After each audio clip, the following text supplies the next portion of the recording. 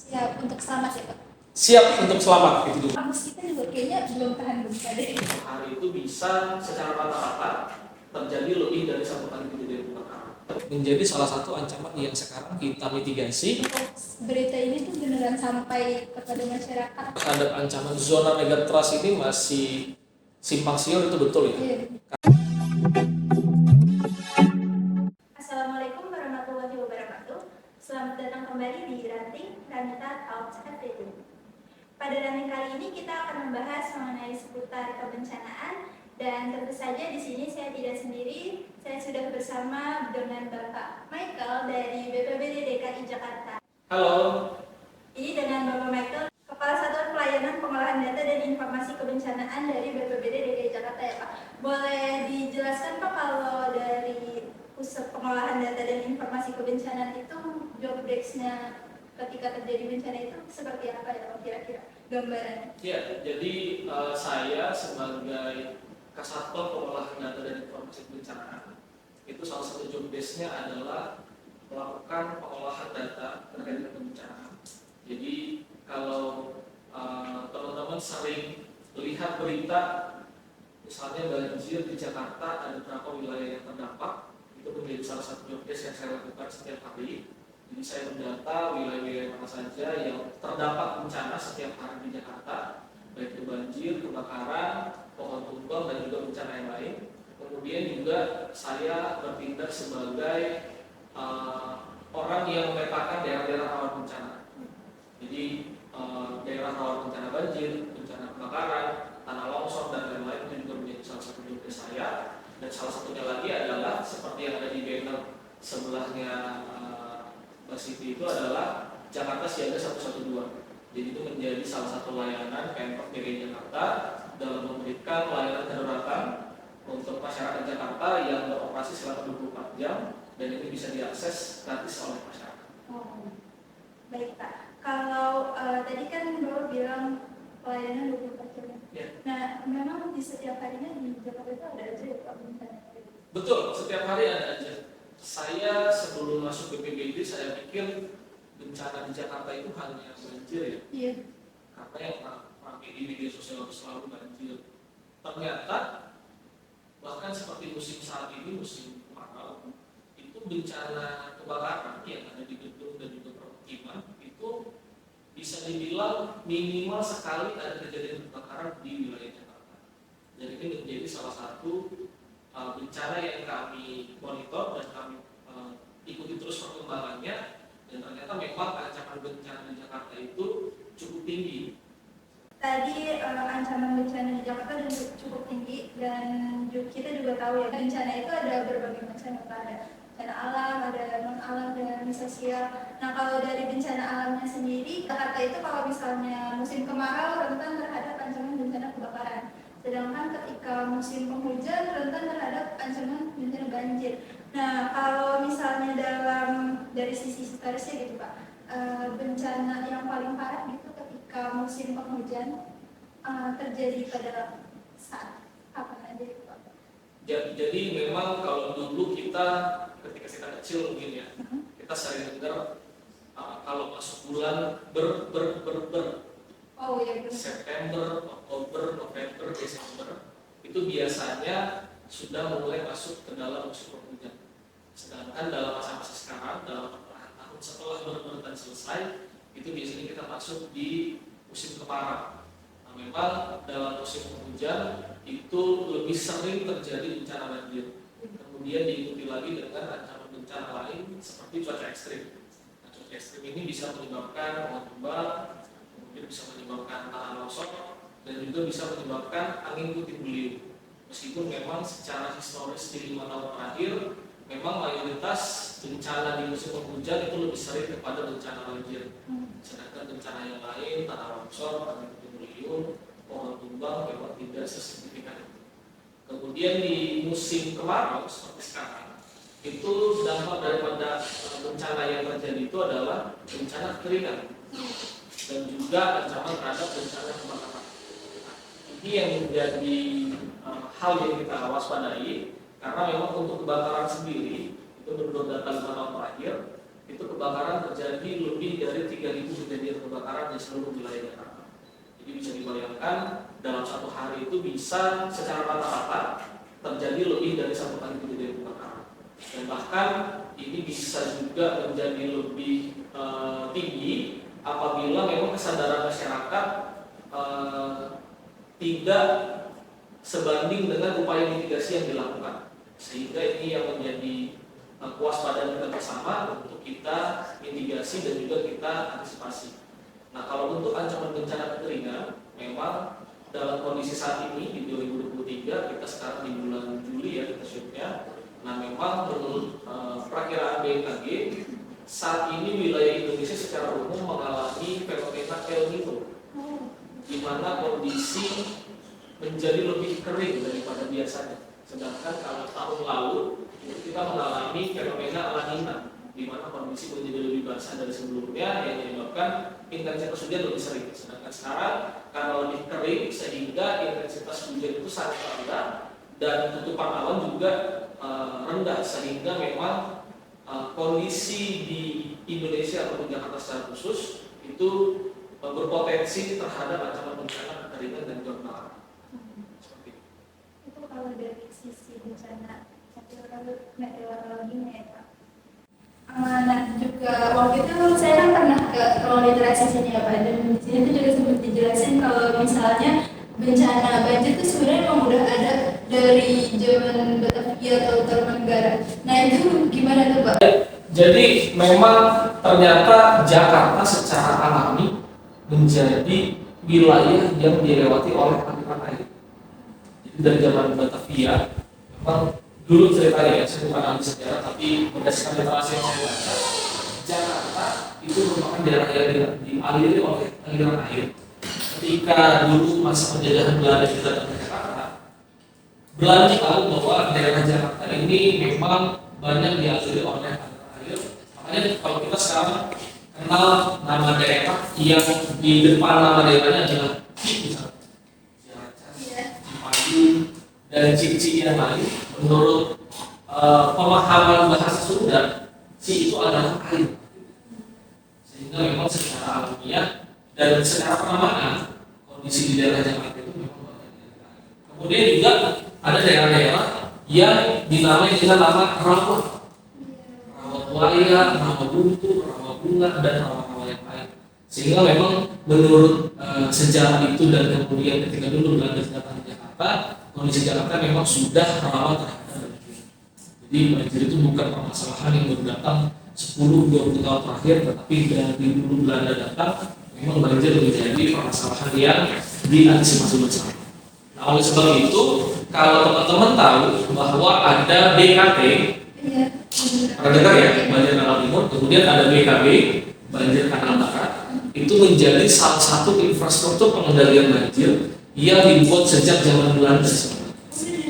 Betul. Jadi desain itu, grand design itu sudah dibuat sejak zaman Belanda, di mana kanal ini akan mengaliri atau memotong aliran-aliran sungai yang ada di Jakarta, 13 aliran itu. Karena banjir itu sebenarnya bisa dikendalikan karena airnya itu harus dialirkan ke tempat yang benar. Kalau airnya karena prinsip air datang dari tempat yang tinggi menuju tempat yang rendah. Kalau ternyata datang ke tempat yang rendahnya ini adalah rumah, nah inilah yang menyebabkan banjir.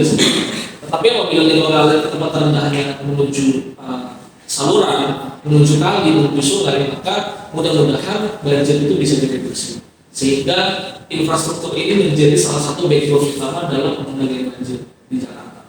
Dan sekarang juga pemerintah provinsi sedang melanjutkan program untuk normalisasi sungai yang ada di Kali Ciliwung. Kemudian juga sedang penyelesaian untuk sodetan Kali Ciliwung yang nantinya menghubungkan aliran Kali Ciliwung dengan banjir kanal timur. Jadi memang sebenarnya secara histori Jakarta memang daerah yang rawan terhadap ancaman bencana, salah satunya adalah.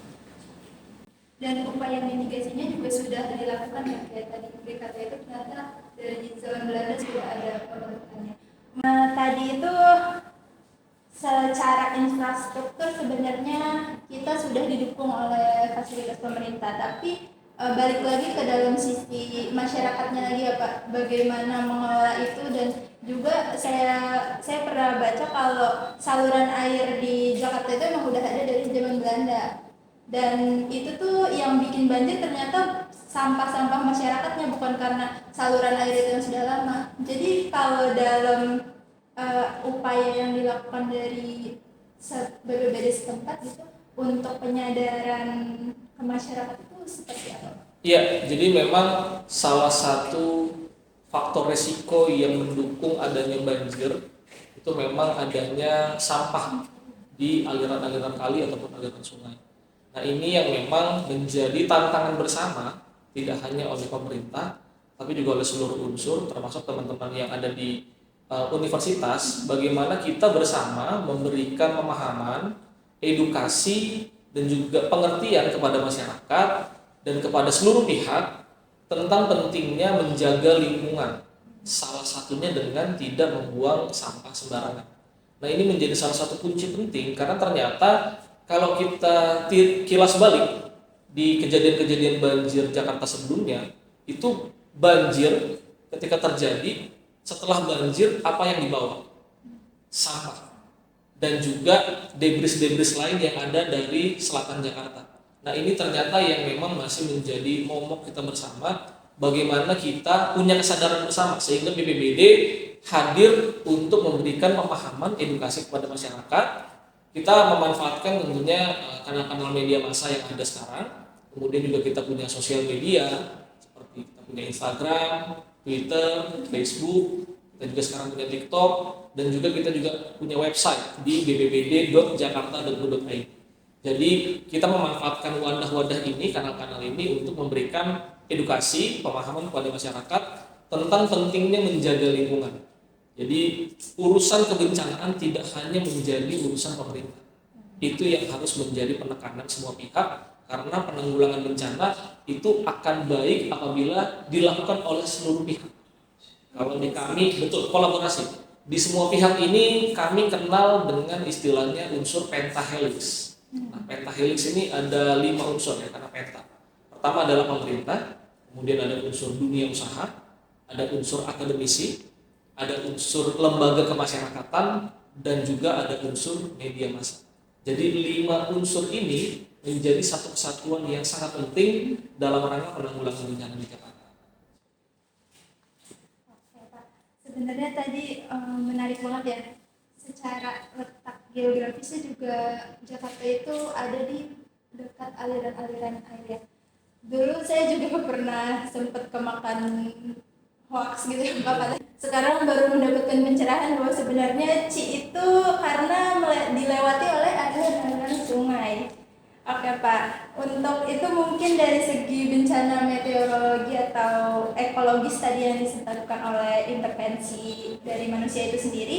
Nah, masuk lagi Pak ke bencana geologis di Jakarta sendiri. Kan memang bukan berada di area yang dekat dengan zona subduksi ya Pak, karena memang nggak ada gunung Merapi. Tapi ada nggak sih Pak ancaman terhadap bencana tersebut?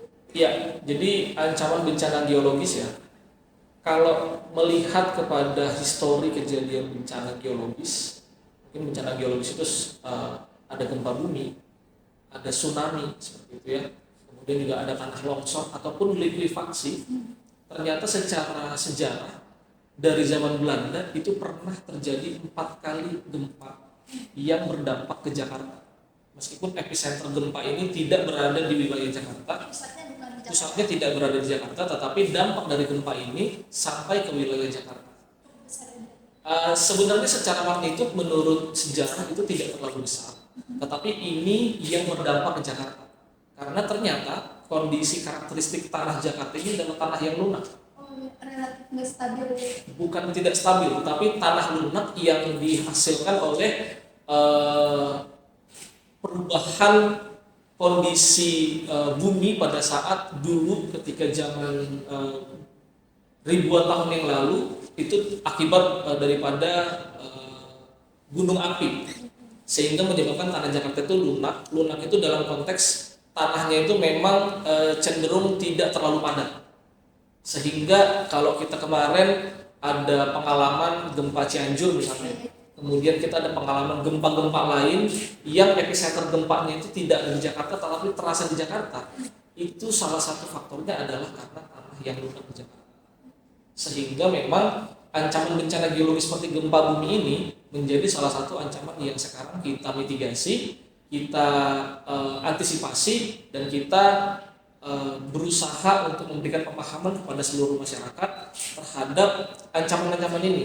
Karena ternyata kalau kita pernah dengar sesar Lembang, sesar adalah patahan gitu ya, sesar Lembang, kemudian ada sesar Cimandiri, ya, dan juga ada sesar Baligis yang sekarang itu menurut penelitian melintang dari daerah Purwakarta, kemudian ke daerah Bekasi, ke daerah selatan Jakarta, sampai ke daerah selatan Banten. Nah, ini juga menjadi patahan-patahan ataupun sesar yang kita antisipasi bahwa gempa ini bisa jadi akan terjadi akibat adanya pergerakan lempeng di patahan-patahan tersebut. Kalau kemarin gempa yang ada di Cianjur awalnya diduga karena patahan dari sesar Cimandiri, tetapi ternyata menurut penelitian, dan ini masih berjalan, ini tidak dihasilkan oleh dampak sesar Cimandiri. Ternyata ini adalah sesar yang baru sebenarnya, baru diketahui, yang dinamakan sesar Cugenang. Karena kawasan yang paling parah kemarin terjadi gempa dan dampaknya paling parah itu ada di kawasan Kecamatan Cugenang di Kabupaten Cianjur. Sehingga ini memang yang masih diteliti oleh para peneliti, akademisi, dan pakar-pakar lainnya terhadap ancaman gempa bumi, baik itu di wilayah Jakarta maupun di wilayah Jawa pada umumnya. Kemudian juga kita punya ancaman terhadap zona megatrust. Pernah dengar ya? Yang menurut prediksi, ini semua prediksi, akan menyebabkan gempa dengan magnitudo 8,7 dan juga akan bisa menyebabkan tsunami setinggi 30 meter di kawasan selatan Banten. Yang ini nanti apabila terjadi bisa terdampak secara tidak langsung atau langsung ke Jakarta. Kalau menurut rilis yang pernah saya baca, ini bisa menyebabkan dampak gempa ke kawasan Jakarta, dan juga ada kemungkinan meskipun kecil tsunami di kawasan pesisir utara Jakarta. Sehingga ancaman-ancaman bencana geologis ini yang sekarang sedang kita antisipasi, kita mitigasi, dan BPBD saat ini sedang berupaya untuk menyusun rencana kontingensi terhadap gempa bumi. Jadi rencana kontingensi ini kita susun karena kita tahu sudah ada ancaman terhadap bencana tersebut. Sehingga kita petakan siapa-siapa saja yang akan terlibat, kira-kira apa bentuk bencana yang akan terjadi, dan kemudian kira-kira wilayah mana saja yang terdampak, berikut skenario-skenario lainnya. Dan ini menjadi kewaspadaan buat kita bersama. Dan selain itu, Pemprov DKI pada tahun ini juga sudah membentuk Satgas penilaian gedung dan non-gedung. Kemarin pernah dengar beritanya ya, bahwa kami BPBD dengan tim Satgas yang lain, ada dari BNPB, dari BMKG, dari unsur-unsur yang lain, kita sekarang sedang mencoba menilai gedung-gedung tinggi yang ada di Jakarta, apakah tahan gempa atau tidak, apakah rawan atau tidak. Karena ini yang menjadi ancaman tidak terlihat, tetapi secara dampak ini bisa menyebabkan jatuhnya korban dan juga hal-hal lain. Iya, karena sebenarnya gempa bumi itu juga enggak membunuh ya Pak, yang membunuh itu bangunan infrastruktur yang tidak mendukung. Nah, kalau dari kriterianya sendiri itu gimana sih Pak bangunan yang sudah tahan gempa itu? Karena kampus kita juga kayaknya belum tahan gempa deh.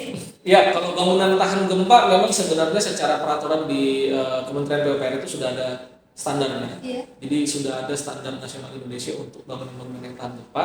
Yang kalau untuk di wilayah Jakarta sebenarnya secara perizinan bangunan yang sudah berada di atas 8 lantai itu idealnya sekarang sudah tahan gempa. Di atas 8 lantai. Sedangkan bangunan-bangunan yang dari zaman dulu dibuat yang mungkin belum 8 lantai, ini yang memang masih perlu kita cek lebih lanjut apakah memang bangunan ini tahan gempa atau tidak. Karena kondisi Jakarta ini kan kota yang sangat berkembang ya, kota urban, di mana urbanisasi itu besar-besaran. Sekarang saja wilayah penduduk Jakarta itu sudah lebih dari 10 juta orang. Bahkan dalam hari kerja seperti sekarang itu bisa sampai 12 juta orang, karena ada 2 juta orang kurang lebih yang merangsek masuk dari Bodetabek untuk kerja, nanti dia pulang lagi 10 juta lagi kurang lebih seperti itu. Jadi ini yang memang perlu kita antisipasi bersama, baik terhadap ketahanan gedungnya maupun terhadap pemahaman masyarakat Jakarta terhadap gempa. Untuk teknisnya jadi dari BPBD mengutus beberapa orang ke gedung-gedung tersebut. Betul. Kemarin kita sudah turun di 2 lokasi, di gedung Balai Kota DKI yang di dekat Monas. Kemudian kita juga turun di Menara Saidah yang dulu sempat viral katanya gedungnya miring. Meskipun itu kalau menurut hemat saya, karena foto yang diambil kan menggunakan entah handphone, entah kamera, yang ya itu kan ada berbagai faktor ya. Nah ini yang sedang kita lihat, apakah memang gedung-gedung ini dikategorikan tahan terhadap gempa atau tidak. Nah ini kita dengan tim gabungan, kita juga menggandeng BRIN, karena BRIN mempunyai teknologi dan juga sistem yang dinamakan Sidu Tagami, sistem terpadu tahan gempa bumi. Jadi ini yang memang menjadi instrumen kami untuk menilai apakah gedung atau bangunan tersebut tahan gempa atau tidak. Untuk upaya dari pengurangan risiko bencananya atau antisipasi dari pemerintah itu sendiri. Nah kalau untuk kayak semacam edukasi kepada masyarakat itu sudah pernah ada atau gimana? Untuk edukasi kepada masyarakat terkait dengan gempa bumi itu kita setiap tahun mengadakan program yang dinamakan SMAB, Sekolah Madrasah Aman Bencana. Jadi kami turun ke sekolah-sekolah, baik itu sekolah negeri maupun sekolah madrasah di seluruh wilayah Jakarta. Kita memberikan pemahaman, edukasi, sosialisasi terhadap ancaman bencana, salah satunya gempa bumi, dan juga kita turun ke wilayah sekolah itu untuk memberikan simulasi. Jadi kita memberikan edukasi simulasi bagaimana cara mengevakuasi diri kita sendiri apabila terjadi gempa. Jadi saat sebelum terjadi gempa, saat terjadi gempa, dan setelah terjadi gempa. Ini kita sudah turun di lebih dari 200 sekolah, dan ini akan terus berjalan dari tahun ke tahun sebagai bentuk mitigasi kami untuk ancaman gempa bumi. Selain itu kami juga turun ke wilayah-wilayah kelurahan untuk memberikan materi yang sama, sosialisasi dan juga simulasi terhadap masyarakat, kemudian juga relawan-relawan, karena di unsur kelurahan itu ada banyak unsur kemasyarakatan ya, ada LMK, ada RT RW, ada FKDM, ada PKK, Karang Taruna. Nah ini kita undang, kita berikan sosialisasi dan pemahaman terhadap bagaimana kesiapsiagaan gempa bumi. Dan ini juga sudah berlangsung dari tahun ke tahun, dan ini akan terus berlanjut sampai dengan tahun-tahun berikutnya. Dan tentunya selain program-program tersebut, sekarang ini kita berada di ruang literasi kebencanaan. Jadi BPBD sejak tahun 2022 itu sudah memiliki ruang literasi kebencanaan sebagai salah satu wadah literasi bagi masyarakat, khususnya anak-anak, dalam rangka memberikan pemahaman terhadap ancaman bencana yang ada di Jakarta. Salah satunya adalah gempa bumi dan juga banjir dan ancaman bencana lain. Jadi kita mengundang masyarakat ke sini gratis untuk datang ke ruang literasi untuk untuk mendapatkan pemahaman. Sebenarnya ada bencana apa sih di Jakarta? Kemudian terhadap bencana itu kita harus melakukan apa sih? Dan kita harus bertindak apa sebelum, saat, dan setelah terjadi bencana. Ini ruangannya inovatif banget ya Pak. Kita juga pas tahu di sini ada ruangan literasi kayak gini ya langsung pengen. Jadi teman-teman yang mau datang ke ruang literasi ditunggu di sini sama kakak-kakaknya juga udah siap buat mendampingin ya di sini. Setiap hari ya Pak? Setiap hari. Jadi ruang literasi kebencanaan yang saat ini teman-teman lihat, kita buka dari hari Senin sampai Jumat mengikuti jam kerja mulai dari jam 8 pagi sampai jam 4 sore. Jadi silahkan bagi teman-teman para mahasiswa ataupun teman-teman yang lain yang ingin datang ke sini untuk belajar tentang kebencanaan, buka di website kita bpbd.jakarta.go.id. Nanti di sana kita masuk ke portal Galeri Edukasi Kebencanaan. Nanti silahkan teman-teman buat grup, kemudian daftar, pilih harinya dan jam berapa, untuk kemudian nanti kita datang di sini dan kita belajar sama. Untuk kan ini dimulai dibukanya tahun 2022. Ya, Kalau buat kayak ide konsep ini memang udah ada dari lama. iya betul. Ini konsep yang sudah ada dari lama karena salah satu capaian kami dalam penanggulangan bencana adalah kami harus memastikan edukasi kepada masyarakat itu tersampaikan dengan baik. Nah, ini menjadi salah satu wadah untuk merealisasikan capaian tersebut. Tadi dari bencana geologisnya itu ada gempa bumi ya yang sedang diantisipasi. Kalau berdasarkan prediksi juga tadi ada apa, fenomena megatrust ya Pak? Betul. Untuk apa ini kan kalau megatrust ini saya masih banyak baca kayak berita simpang siur, kayak ada yang bilang kalau ini tuh nggak bakal terjadi, dan ada juga yang bilang kalau ini emang pasti akan terjadi di tahun berapa tuh 2030 atau berapa. Nah itu gimana ya Pak untuk berita ini tuh beneran sampai kepada masyarakat agar bisa mengantisipasi juga? Ya, jadi memang sekarang terhadap ancaman zona megatrust ini masih simpang siur, itu betul ya. Iya. Karena informasi yang diterima itu masih belum sama informasinya. Ada yang menginformasikan akan terjadi di tahun sekian. Memang dari berita yang berkembang itu sangat banyak informasi yang didapatkan oleh masyarakat. Sebenarnya kalau dari saya lebih concern kepada bukan soal apakah ini akan terjadi atau tidak, tetapi saya concern kepada dengan adanya informasi ini sebenarnya apa yang harus kita siapkan, baik diri kita sendiri maupun dari unsur pemerintah dan unsur-unsur lain. Karena memang secara teknologi itu di dunia, bukan hanya di Indonesia, belum ada teknologi yang bisa memprediksi gempa itu kapan terjadi, harinya, jamnya, lokasinya, itu belum ada. Jadi ketika bencananya terjadi baru bisa diprediksi. Betul. Kita saat ini di dunia hanya bisa mendeteksi gempa yang sedang terjadi, bukan memprediksi gempa yang akan terjadi. Jadi kalau teman-teman pernah lihat media sosialnya BMKG, BMKG tidak pernah merilis peringatan dini gempa bumi. Tidak pernah, karena memang tidak ada teknologi di dunia sampai saat ini yang bisa memprediksi kapan gempa bumi akan terjadi.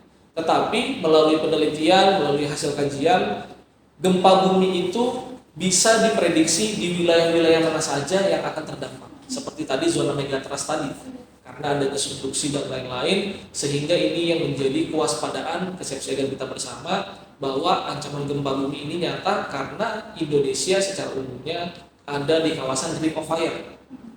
Ya, kita ada di pertemuan dua lempeng, ada di dua samudra gitu ya, sehingga ini menyebabkan ada yang bilang Indonesia secara umum itu menjadi supermarket bencana, gitu ya, karena memang segala jenis ancaman bencana itu banyak terjadi di wilayah Indonesia dan juga wilayah Jakarta secara khusus. Nah, dan juga sekarang itu lagi maraknya berita tentang bencana ekologis, itu krisis iklim ya Pak.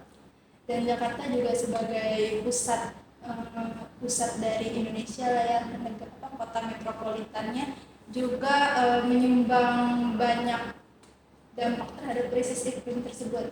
Nah, salah satunya juga ada berita terkait Jakarta akan menggelam. Kalau menurut Bapak itu seperti apa? Ya, jadi betul. Jadi ini juga sedang hot issue ya, yang sedang berkembang di media massa, yang menyampaikan bahwa Jakarta berpotensi tenggelam. Menurut data di 30 tahun terakhir, memang benar terjadi penurunan muka tanah di Jakarta. Itu ada bahkan ada sebuah tugu di wilayah utara, saya mau persis di wilayah mana, itu memperlihatkan penurunan tanah Jakarta dari rentang tahun 70-80-an sampai ke tahun 2010-an. Cukup signifikan. Jadi di tugu itu saya pernah lihat bahwa di tempat orang yang berdiri di dekat tugu itu adalah tanah. Jadi kondisi tanahnya itu lebih tinggi daripada tempat dia berdiri. Jadi bisa dibayangkan betapa drastisnya penurunan tanah itu. Tadinya setinggi dia, sekarang di tempat dia berdiri. Jadi penurunan tanahnya memang signifikan, yang memang menyebabkan kawasan utara ini saat ini memang sudah ada beberapa wilayah yang sudah bahkan di bawah air laut gitu ya. Kalau pernah lihat gambar atau berita ada masjid di wilayah Jakarta Utara yang sekarang masjidnya udah gak kelihatan, cuma kubah atasnya kalau nggak salah yang kelihatan, itu memang menunjukkan bahwa daerah utara Jakarta ini sekarang sedang mengalami penurunan tanah. Jadi isu tersebut memang benar, cuma kadang di media bahasanya agak lemah ya. Dibilang Jakarta tenggelam gitu. Kalau dibilang Jakarta, ya orang Jagakarsa merasa akan tenggelam dong gitu. Masa orang Jagakarsa disampaikan dengan orang Cilincing misalnya, karena secara wilayah jauh. Ini yang memang perlu diantisipasi di kawasan utara, karena penurunan tanah ini berbagai macam faktor ya. Salah satunya adalah tentang masifnya penggunaan air tanah. Karena saat ini memang ini menjadi tantangan bersama juga, bagaimana memastikan ketersediaan air bersih itu tersedia di seluruh wilayah Jakarta. Karena dengan masifnya penggunaan air tanah, maka tanah ini akan lambat laun akan mengalami penurunan secara signifikan apabila ini tidak diantisipasi. Sehingga ini juga menjadi tantangan buat kita di Pemprov DKI Jakarta untuk memastikan pelayanan ketersediaan air bersih itu bisa dinikmati oleh seluruh wilayah Jakarta. Saat ini memang cakupan wilayah air bersih itu sudah menjangkau di kawasan tengah Jakarta sampai dengan utara, karena memang yang paling krisis itu di wilayah tersebut. Tetapi ini yang akan terus diupayakan oleh Pemprov di wilayah tengah sampai wilayah selatan Jakarta untuk pipanisasinya ini tersedia ke seluruh wilayah. Jadi untuk ancaman Jakarta penurunan muka air tanah itu berada di Jakarta Utara ya Pak. Tapi tenggelamnya itu bukan konsep seperti yang Atlantis kan Pak, kayak hanya. Oh bukan. Bukan, jadi hanya airnya itu naik Betul. ke tanah. Betul. Itu perkiraan jika masih belum ada solusi yang cukup gitu dari masyarakatnya pun juga masih belum mendukung solusi-solusi yang diberikan oleh pemerintah, akan bertahan sampai kapan sih Pak? Kalau berdasarkan kajian. Akan bertahan sampai kapan? Ini sifatnya dinamis ya, karena ini mengikuti kondisi masyarakat Jakarta juga, mengikuti kebijakan pemerintah juga yang sedang berjalan. Tetapi kebijakan pemerintah dalam 5 bahkan 10 tahun ke depan sebenarnya adalah memastikan wilayah utara Jakarta ini untuk tidak lagi lebih parah mengalami penurunan muka tanah dan juga tidak lebih parah terdampak banjirop. Nah, maka terhadap banjirop juga sebenarnya saat ini sedang terus diupayakan program untuk pembangunan tanggul laut yang dinamakan tanggul NCICD. Jadi tanggul yang berada di kawasan pesisir utara Jakarta ini dibangun oleh pemerintah pusat melalui Kementerian PUPR dan juga pemerintah Provinsi DKI dalam rangka menanggulangi ancaman banjirop akibat penurunan muka air laut juga dan juga akibat perubahan iklim. Dan ini menjadi tantangan bersama. Kalau tadi ditanya akan bertahan seberapa lama, ya itu tadi saya sampaikan. Ini sifatnya dinamis, tidak ada sesuatu yang pasti begitu ya, karena itu tadi sifat kondisi Jakarta itu selalu berubah-ubah. Tetapi itu tadi upaya pemerintah adalah tetap memastikan bahwa penurunan muka tanah itu tidak sesignifikan 30 tahun terakhir dengan berbagai macam kebijakan, berbagai macam strategi dan program. Oke teman-teman semua, jadi hari ini kita udah dapat banyak banget insight dari Pak Mike ya, buat tema diskusi kita hari ini. Dan kenapa sih kita mengambil tema diskusi hari ini? Karena juga kita sebagai masyarakat Jakarta dan sekitarnya, Tangerang masih sekitarnya masih masuk dan karakteristiknya yang nggak jauh beda ya dari Jakarta secara geologi dan geografisnya gitu. Nah, tadi seperti yang sudah Bapak Mike sampaikan gitu, untuk bencana-bencana yang ada di Jakarta sebenarnya ada berbagai macam ancaman bencana, seperti ancaman bencana meteorologi, kayak kalau misalnya hujan di sini akan langganan banjir, terkenalnya langganan banjir. Dan ketika musim kemarau pun ancaman bencana kebakaran kerap ada juga gitu di Jakarta. Jadi dan untuk secara bencana geologinya juga Jakarta tidak yang aman juga, walaupun letaknya jauh dari pusat sesar atau zona subduksi lempeng, Tapi Jakarta juga tidak bisa dikatakan sebagai kawasan yang aman gitu terhadap ancaman bencana gempa bumi. Nah, maka dari itu untuk kita sebagai masyarakat dan lembaga pemerintahan juga memberikan kolaborasi upaya mitigasi yang dilakukan jika tidak seimbang dengan kesadaran masyarakatnya tidak akan menghasilkan sebuah kolaborasi yang cukup untuk kapasitas di Jakarta ini. Nah, jadi tadi juga sudah dijelaskan dari sisi historis juga bencana di Jakarta memang sudah ada dari zaman-zaman sebelumnya. Kayak kalau banjir dari Tugu Prasastinya Tarumanegara, dan kalau bencana gempa bumi karena Gunung Salak. Cukup di sini ya Pak. Bapak mungkin mau disampaikan kepada teman-teman untuk antisipasi terhadap ancaman bencana Pak? Ya. Boleh kalimat menutupnya? Ya, jadi closing statement dari saya, dari BPBD DKI, kita punya jargon, kenali ancamannya, kurangi resikonya.